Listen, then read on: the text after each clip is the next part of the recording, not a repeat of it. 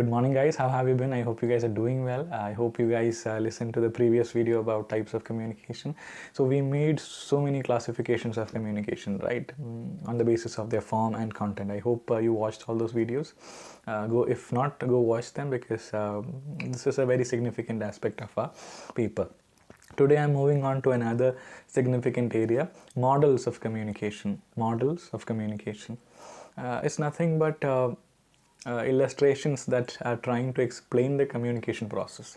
In the initial videos in the class itself, I had told you how the communication process would have a sender and a receiver, that is a source and a receiver, and there would be a channel through which the message would be sent. So the sender encodes the message and the receiver decodes the message, and then there could be feedback. So this is the general idea about communication. That is, there is a sender, there is a receiver, source and a receiver, and there is a channel, and through that channel the message is delivered to the receiver. The sender encodes the message and the receiver decodes the message, and in order to make this communication possible, there should be they should share the same kind of language, and otherwise communication may not be possible. And they also need to share the a kind of realm of experience also. If I am talking about things that are completely alien to you, something that you have no clue about, effective communication will not happen. So there is need for common spaces for effective communication to be possible. The experiences of these two people, the source and the sender, should overlap. It's only then that effective communication would be possible.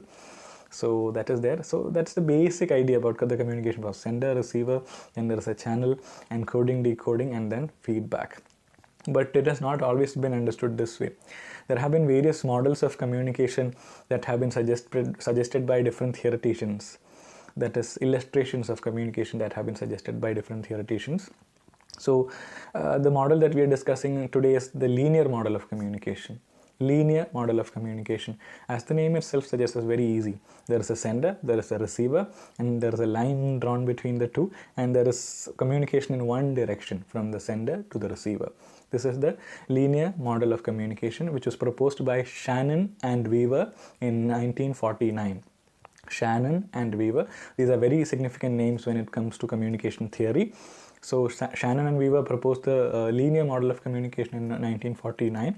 So there is the sender, there is the receiver, and the message is unidirectional, that it travels from the sender to the receiver. Message goes only in one direction. There is no feedback there in the other direction. So it's linear. The progression of the message is linear. It goes in one direction, from the sender to the receiver, from the source to the receiver. That's called the linear model of communication, which is proposed by Shannon and Weaver in 1949. So this is a very basic representation of the communication process. This is quite outdated also. Nowadays we do know that communication is actually an interactive process where there is the contribution of both the sender and the receiver. It's both of them together who co-create the communicative experience. So this is slightly outdated a model, but in many forms of communication, this Shannon and Weaver's linear model actually work. At times, when in the case of some social media interactions, some mass media interaction, there isn't the possibility of feedback. It's actually the speaker delivering a message and it reaching the receiver. There is no feedback possible. There is no feedback loop that is there. So this is again an example of the linear model of communication. So which stays in the case of certain forms of communication. I hope this is clear. Sender, receiver, unidirectional or single directional message. The message is sent from the sender and received by the receiver. There is no feedback. It's just one direction of communication. That's the linear model of communication. Now what I want you to do is go to the internet and search for linear model of communication, and you can see many graphic representations which I want you to draw down into your notebook, so that when you're asked for your exams you can make a sketch of them. So please do that, and I hope you guys are keeping safe. Thank you for listening, guys. Thank you very much.